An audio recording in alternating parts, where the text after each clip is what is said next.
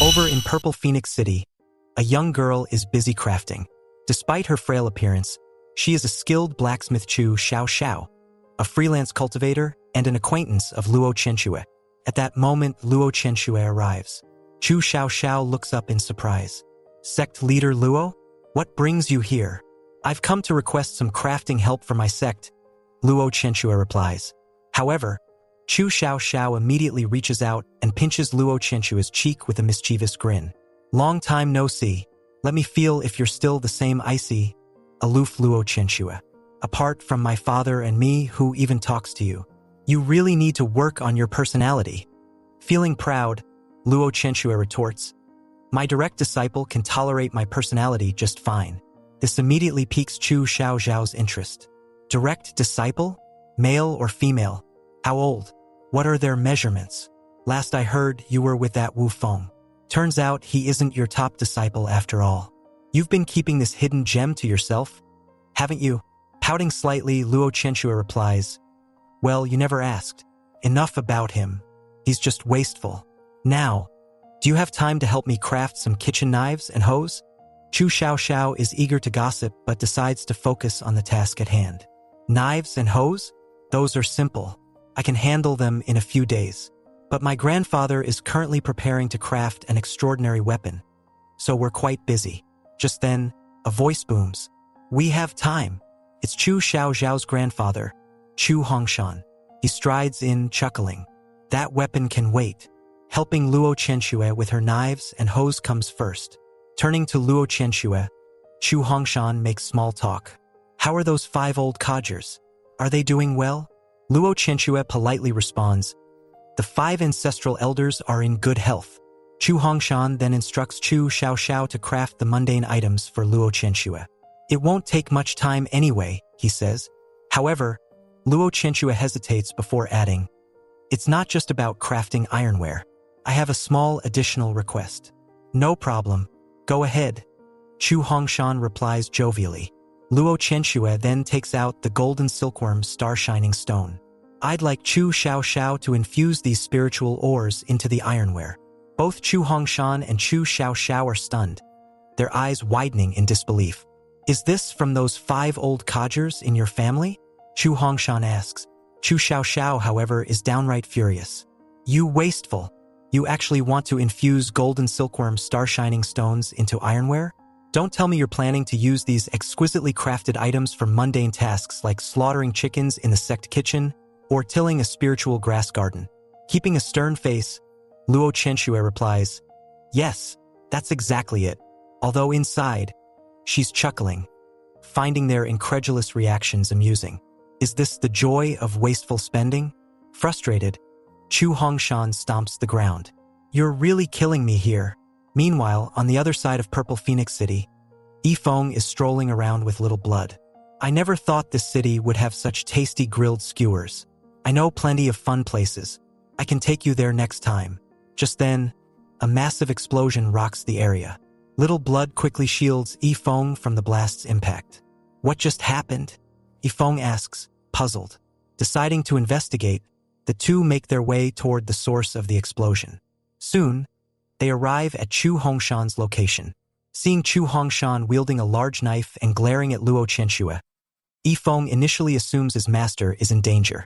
Who dares to bully my master? He shouts, stepping forward. Chu Hongshan, however, is merely fuming about the wasteful use of the golden silkworm star-shining stone. He initially thinks the stones came from the 5 ancestral elders and vows to confront them. Do you know how rare these stones are? Even in the heavenly Dao battlefield, they're a rarity. People have shed rivers of blood to obtain them, and you want to use them in ironware? I've never seen such wastefulness in all my years, Luo Chenxue tries to explain. This has nothing to do with the 5 ancestral elders.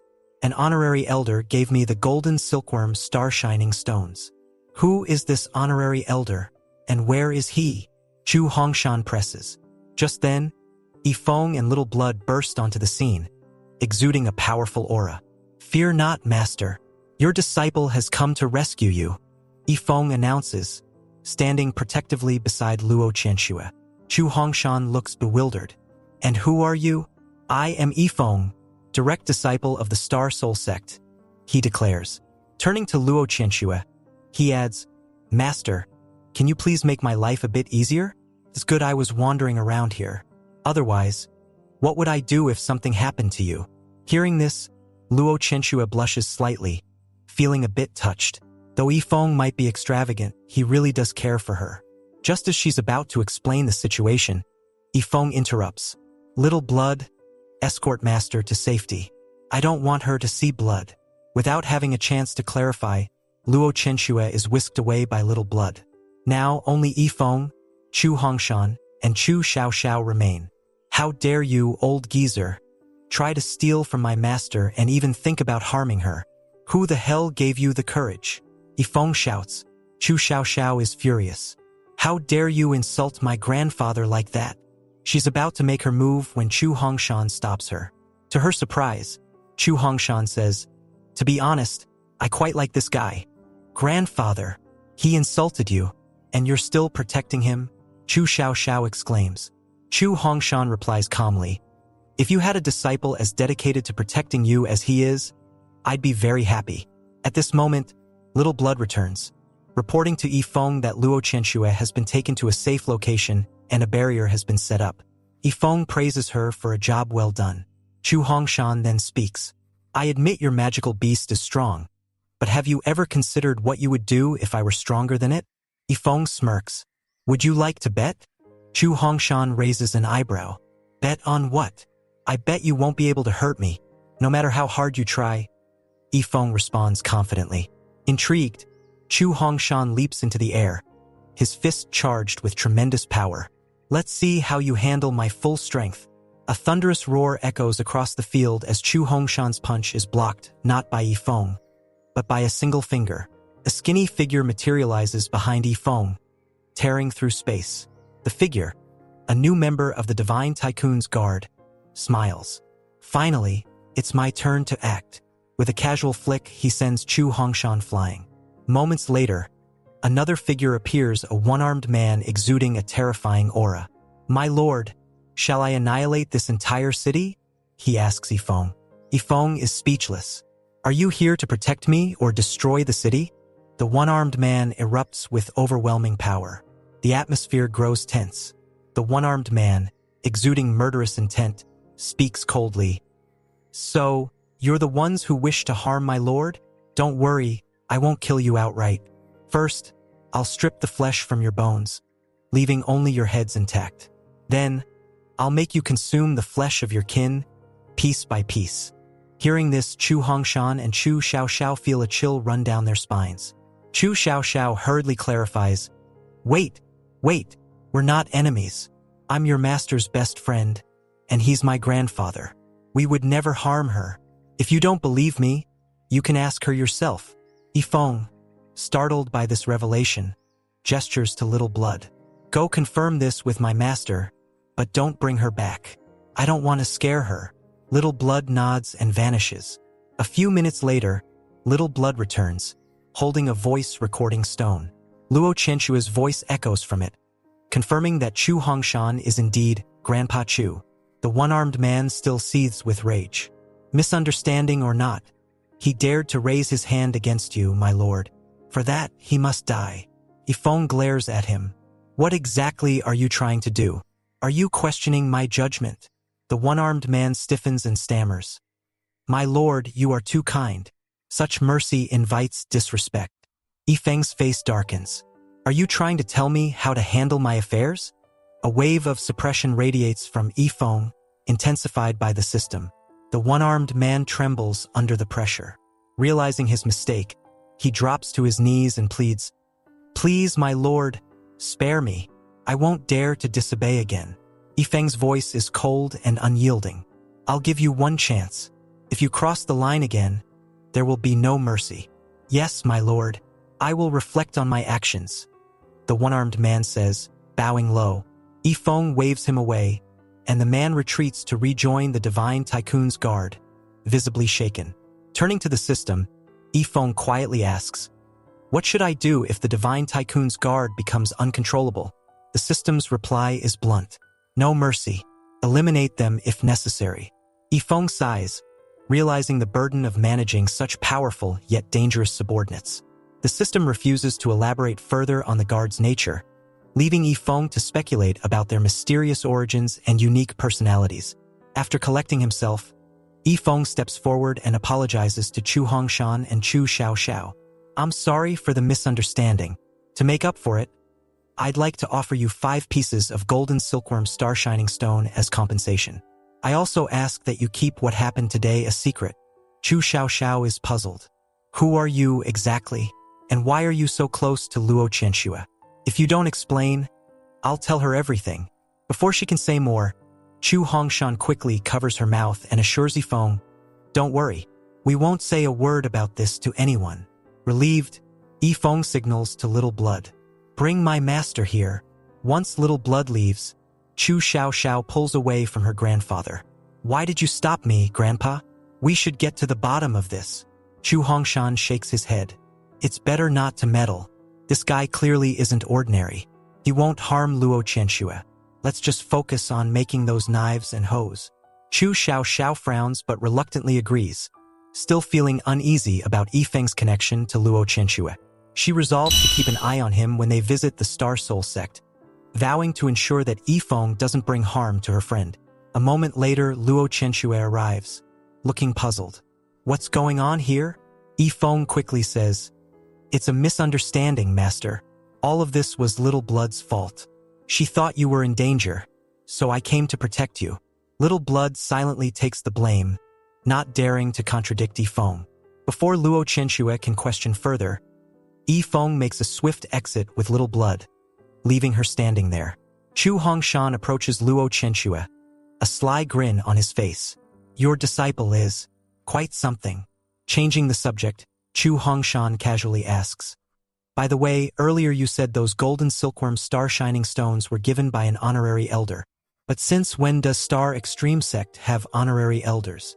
Luo Qianxue hesitates, unsure how to explain. Eventually, she admits, "The honorary elder is actually my direct disciple. The golden silkworm star shining stones were a gift from him." Chu Hongshan is stunned. "Wait, are you saying that kid, Feng, is the honorary elder?" "Yes," Luo Qianxue replies awkwardly. "And why would the Star Extreme Sect recognize him as an honorary elder?" Chu Xiaoxiao asks, equally baffled.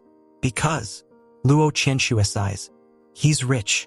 He contributed 100 million top-grade spiritual crystals to the sect.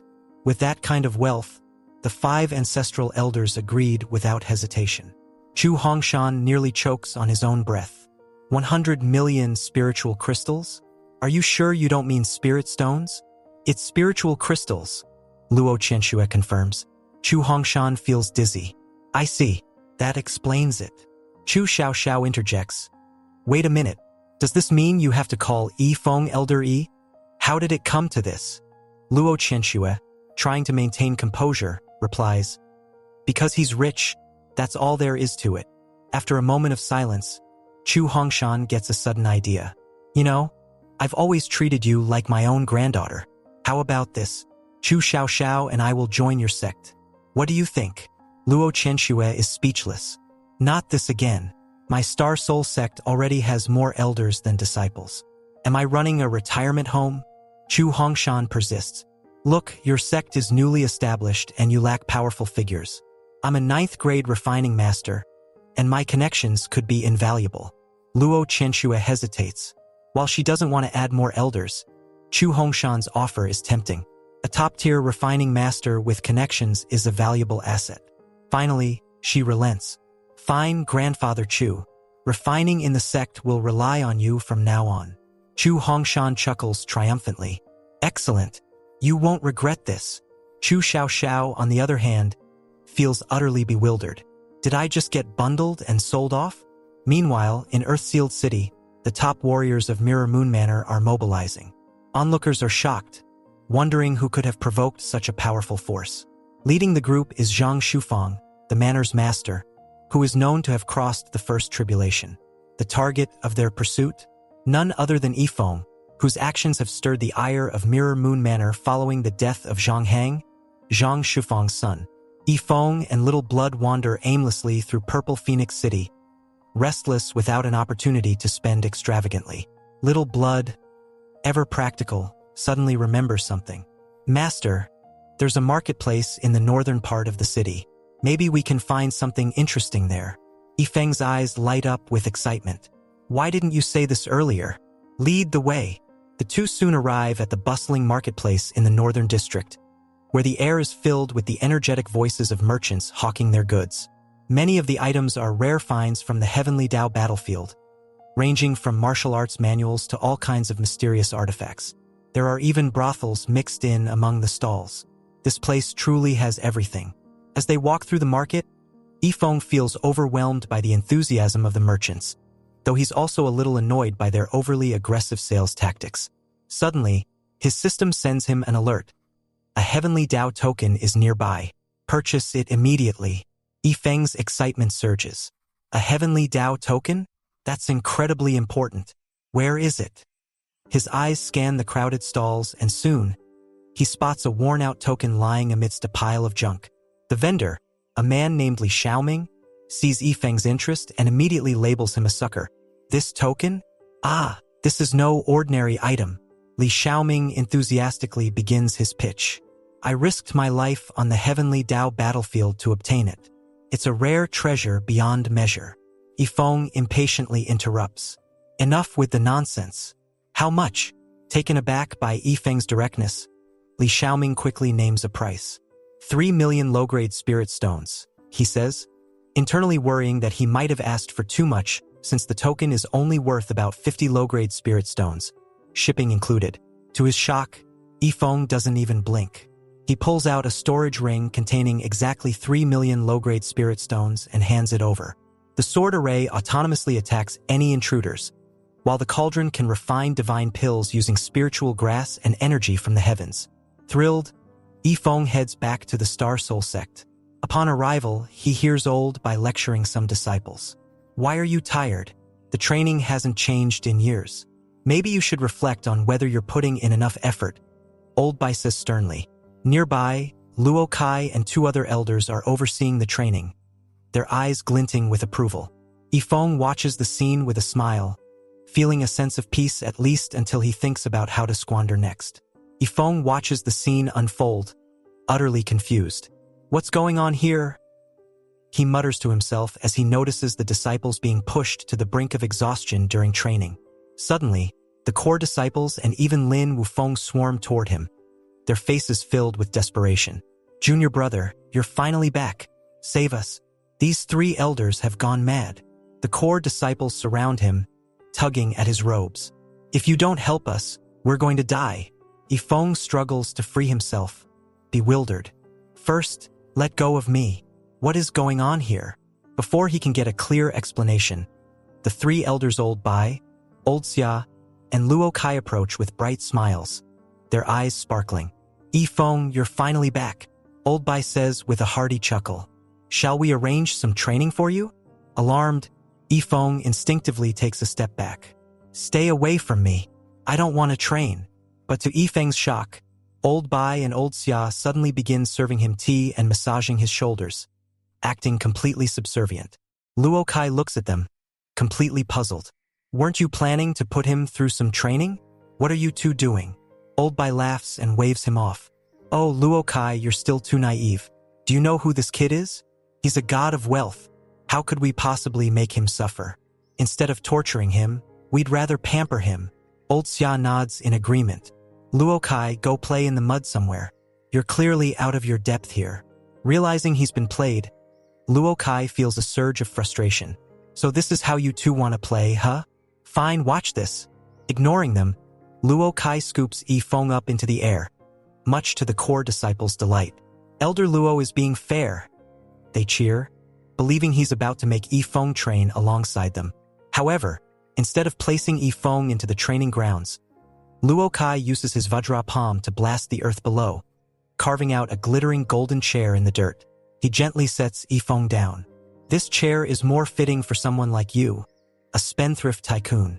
Yifeng beams with satisfaction. Elder Luo, you're quite considerate. I like this. The core disciples are left dumbfounded, their faces filled with disbelief. "So this is all you amount to, Elder Luo?" Feeling emboldened by Feng's praise, Luo Kai glares at the disciples. "What are you all staring at? Get back to training and intensify it while you're at it." The mention of intensify suddenly reminds Feng of his newly obtained reward, the 100,000 feather sword array flags. Curious, he asks the system, "Can the power of these flags be adjusted?" The system responds, "Yes, the power can be modified to fit the host's needs. Each flag lasts for 10 hours, but for others to control them, they must mark the flags with their blood." Feng lights up. "Perfect." He pulls out the flags and looks at the elders. "Elders, it seems your training methods aren't very effective. Why don't we use these 9th grade sword array flags instead? Their power can be adjusted to suit our disciples' needs." The core disciples are stunned. "Junior brother, how could you do this to us? It's bad enough you're not saving us, but now you're making it worse." Even Luo Kai hesitates. "Feng, we're training them, not trying to kill them." Feigning deep concern, Feng replies with a dramatic sigh. "Elder Luo, you're thinking too small. This is about their growth. As long as it makes them stronger, isn't a little suffering worth it? It breaks my heart to see them struggle, but sometimes tough love is necessary." Luo Kai looks at him, deadpan. "Feng, do you even hear yourself? Have some shame." The core disciples, now in despair, console themselves with the fact that there's only one flag. But their hope shatters as Feng awkwardly pulls out more flags. "One flag only lasts 10 hours, so I prepared extras." "Don't worry." The core disciples feel like spitting blood. "Junior brother, are you trying to kill us?" In desperation, they turn to Luo Woming at the Star Extreme sect, sending a distress message, hoping he'll intervene. But just as Chen Haoyu is about to explain the situation, Feng whispers something to him and hands him a special privilege, the right to supervise training instead of participating.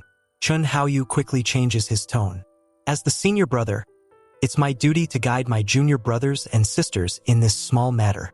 He promptly hangs up the communicator, leaving Luo Woming baffled. "First, they asked me to bring them back, and now they hang up? What's going on?" Luo Woming mutters, puzzled. Just then, the great ancestral elder of Star Extreme sect appears, looking even more suspicious. Dressed in ragged clothing like a beggar, he's holding a broken bowl. Luo Woming is stunned. "Great ancestral elder, what are you doing?" The great ancestral elder smirks. "I have my reasons. My old friend Bai Gang has come to visit and hasn't met Feng yet. While the core disciples are busy, I thought I'd take him to meet Feng. You don't mind, do you?" Bai Gang, clearly confused, interjects. "When did I say I wanted to meet this Feng?" The other ancestral elders glare at the great ancestral elder. "You shameless old fox. So this was your plan all along, wasn't it? Inviting Bai Gang just to find an excuse to visit Feng." Unbothered, the great ancestral elder gathers his things and heads towards Star Soul sect with Bai Gang in tow. Traveling at breakneck speed, they soar through the air, but Bai Gang quickly becomes airsick. The great ancestral elder stops to let him recover, muttering an apology. "Sorry, I was too excited and flew too fast." Bai Gang shakes his head. "Even if you're in a hurry, why are you dressed like this?" The great ancestral elder grins. "What do you know? This is my winning outfit. This is how I got the mind-calming incense from Feng. With this attire, I'm guaranteed success." Hearing this, Bai Gang's eyes light up. "Really? Why didn't you say so earlier? Do you have another outfit like this? Get me one." The two old men continue their journey in high spirits, dressed like beggars. Meanwhile, back at Star Soul sect, the core disciples are suffering under the relentless sword array flags. Chen Haoyu, exempt from the torment, supervises their training with a smug expression. Whenever a flag runs out of power, he immediately places another. Wu Feng, desperate for a reprieve, tries to cling to Feng. "Senior brother, you're so good to me. You wouldn't make me go back to training, would you?" Feng looks at him with mock seriousness. "Don't get the wrong idea. I called you over to ask something. Once I'm done, you're going right back to training." Wu Feng's face falls. "Senior brother, don't you love me anymore?" Feng smirks. "Love you? I just need your alchemy expertise." Before Wu Feng can protest, Old Xia steps in and kicks him back into the training array. "Go back to training. With our 9th grade alchemist here, any questions can be answered. Feng turns to old Xia, reluctantly handing him the 9 dragons burning sky cauldron. I'll leave it to you then. Hearing the cauldron's description, its ability to refine countless spiritual grasses and produce supreme divine pills, old Xia is stunned. He stares at the artifact in disbelief. Is this thing for real? Old Xiao scoffs, muttering under his breath. Refine thousands of spiritual grasses? Do you take me for a fool? At the very least, it would have to be a heavenly tier furnace cauldron to manage something like that. Do you even know how rare those are? There are only 5 across the entire mysterious heaven continent. And you're trying to tell me you have something that surpasses that? I had to struggle for years just to get my hands on an earth-tier cauldron. He pauses, narrowing his eyes. Burning spiritual energy between heaven and earth? That's impossible unless the cauldron has a cauldron spirit. And I've never even heard of such a thing. And divine pills? That's nothing but a myth. Feng listens patiently, full of confidence. Hearing you say all this, old Xiao, only convinces me further that this furnace cauldron surpasses even the heavenly tier. Watch carefully. Before old Xiao can protest, Feng releases the 9 dragon souls contained within the furnace. The sky immediately transforms into a sea of roaring flames, suffused with a terrifying aura. Dragon silhouettes coil through the heavens, their ferocious presence dominating the atmosphere. Nearby, Luo Chenxue rushes over, startled by the sudden phenomenon. Her eyes widen as she witnesses the dragon spirits in the sky.